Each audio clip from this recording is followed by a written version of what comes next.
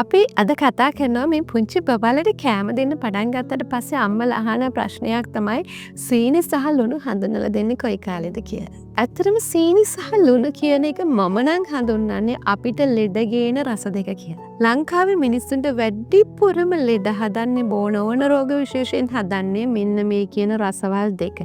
ලෝකේ රසවල් ඕන තරම් තියෙනවා. අපිට මේ අපේ දිවේ රසාංකුර උද්දීපනය කරන රස වර්ග 200ක් අපිට තාම බහුලව මේ පරිසරයේ හම්බ වෙනවා. ඒත් අපි අවසනාවට කන්නේ රසවල් දෙකයි, දන්නේ රසවල් දෙකයි, දැනෙන්නේ රසවල් දෙකයි. ඒ සීනි සහ ලුණු. ඉතින් අපේ අනාගත පරපුරත් ඒකට ගොදුරු කරන්න එපා. මොකද සීනි ලුණුයි කියන්නේ ලෝකේ තියෙන නරකම රසවල් දෙක කිව්වොත් හරි.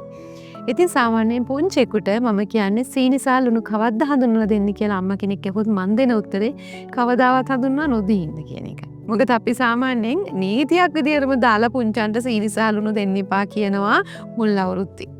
බබෙකුට සීනි සහ ලුණු කෑව කියලා බබෙක් ලොකු අනතුරකටපත් වෙන නිසා නෙමෙයි මේ. හදිසියේ සීනි චුට්ටක් ලුණු චුට්ටක් කැවුනා කියලා මොකුත් වෙන්නේ නැහැ. නමුත් තියෙන ප්‍රශ්නේ තමයි දීර්ඝ කාලින වශයෙන් ජීවිතයට අහිත කරම විදිහට බලපාන රසයන් දෙකක්. ඒ නිසා මුල් අවුරුද්දේ පුළුවන් තරම් බබාට සීනි ලුණුයි හඳුන්වලා දෙන්න එපා. මම කියන්නම් ඇයි කියලා. ඊළඟට මුල් අවුරුදු දෙක කාල සීමාවදී පුළුවන් තරම් අඩුවෙන් හඳුන්වලා දෙන්න. මොකද සමහර කෑම පළතුරක් කෑවත් සීනි රස එනවා. ඒක නිසා ඉතින් බබාලා සීනි රහට රසාංකුර බබාලගේ දිවේ අපිට වඩා බබාලගේ දිවේ ගොඩක් උද්දීපනය වෙනවා. ඒගොල්ලෝ හරි සංවේදී. ඒ නිසා බබාලා සීනි කන්න කැමති වෙනවා. හැබැයි සමහර බබාලා එහෙම නෑ. ඒක බබාලා එක එක ටේස්ටි, sugar tasty, milky tasty එහෙම අපි ටේස්ටිස් බෙදනවනේ බබාලගේ. salty tasty බබාලා ඉන්නවා. එතකොට අපි ටේස්ට් එක බබාලගේ අඳුර ගන්න ඕනේ. හැබැයි sugar salty tasty බබාලව පුළුවන් තරම් try කරන්න. ඒක අඩුවෙන් දීලා වෙන ටේස්ට් එකකට හුරු කරගන්න. ඒක තමයි හොඳම දේ. කොහොම වුණත් සීනි ලුණු වැඩිහිටියෙකුට උනත් බබෙකුට උනත් සීමා කරවන එක නම් හරිම වැදගත්. සාමාන්‍යයෙන් අපිට දැන් සෝඩියම් වගේ ලවණ අවශ්‍යයි නේද? අපේ ඇඟේ ක්‍රියාකාරීත්වයට. ඉතින් ඒ වගේ වෙලාවට කොච්චරද අවශ්‍ය කියනවා නම් දරුවෙකුට සෝඩියම් දවසකට 0.4ක් තමයි ග්‍රෑම් අවශ්‍ය වෙන්නේ. ඔය කියන ප්‍රමාණය බබාට මව්කිරි වලිනුත් ලැබෙනවා. ඒක නිසා අනවශ්‍ය විදිහට සෝඩියම් දෙන්න අවශ්‍ය වෙන්නේ නැහැ බබෙකුට. සීනි දෙන්න අවශ්‍ය වෙන්නේ නැහැ. සීනි මව්කිරි වල බබා වැඩෙනකොට අවශ්‍ය ප්‍රමාණය මව්කිරි වලින්ම ලැබෙනවා. ඒක නිසා ඒ දේවල් දෙක පුළුවන් තරම් අඩු කරමු. හේතුව මම දැන් කියන්නම්. දැන් අපිට මේ අපේ බබාට කැම පොතේ 39 වෙනි පිටුවේ තියෙනවා ওই සම්පූර්ණ විස්තරය ඔයගලන්ට ඕනනම් කියව ගන්න පුළුවන්. දැන් මම මේ විස්තරය තමයි ඔයගලන්ට කෙටි කරලා කියන්න යන්නේ.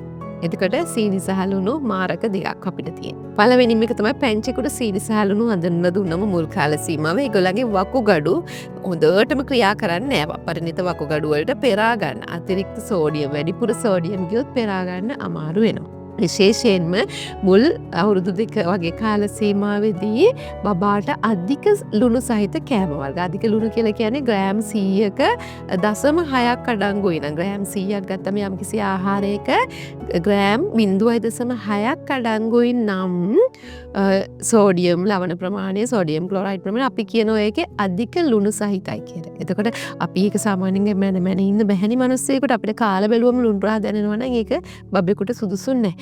ඒක නිසා වකුගඩු වලට පෙරා ගන්න අපහසුයි අධික ලුණු. ඒ නිසා වකුගඩු ගැටලු ඇති වෙන්න පුළුවන්. ඒක තමයි පළවෙනි හේතුව සෝඩියම් දෙන්න එපා කියන. සීනිත් ඒ විදිහම තමයි.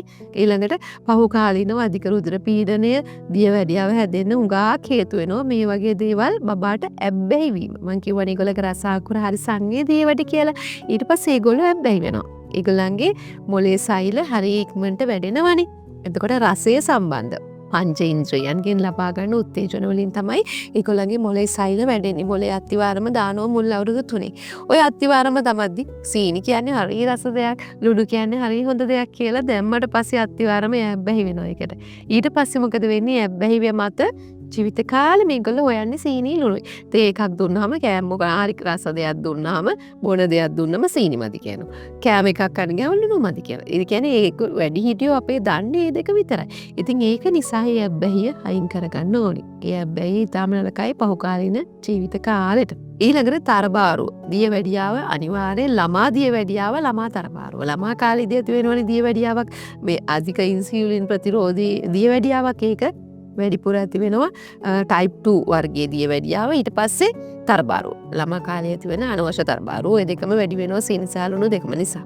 ඊළඟට දුර්වල ආහාර පුරුදු. සැකසු ආහාර කන්න පුරුදු වෙනවා. ඊට පස්සේ අහිතකර ආහාර කන්න පුරුදු වෙනවා. විවිධ ආහාර ප්‍රතික්ෂේප කරනවා. මේක මං කන්නේ මේක කනවා.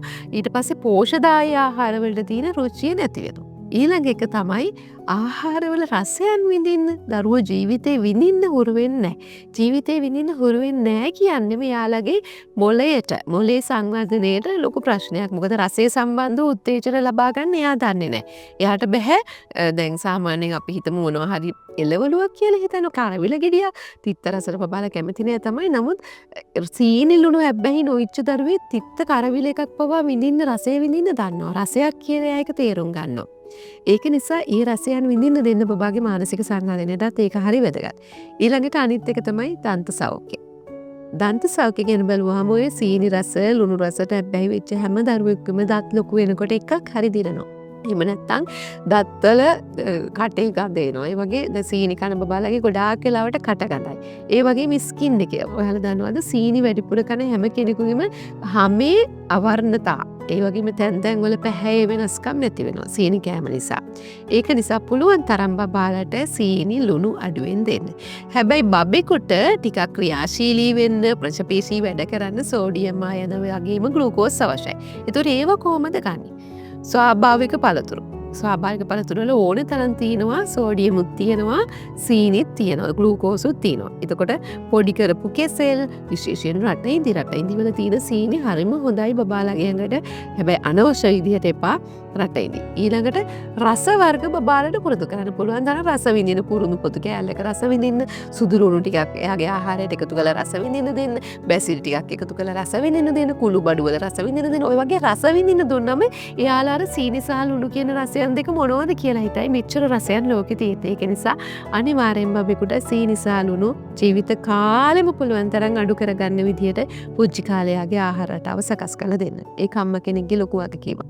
ඉතින් අපි අද කතා කරන්නේ බබාට කෑම දීමේදී ඇයි අපි බබාට සීනි සහ ලුණු අඩුවෙන් දෙන්නේ සහ ඒකේ ප්‍රතිලාභ මොනවද කියන එක ගැන. ඉතින් මේ විදිහට බබාලගේ සෞඛ්‍ය සම්බන්ධව අම්මලගේ සෞඛ්‍ය සම්බන්ධව සහ සමස්ත ප්‍රජාවකේම සෞඛ්‍ය සම්බන්ධව කරුණු කාරණා ඉස්සරහටත් අපි ඕගොල්ලන්ට අරගෙන එනවා.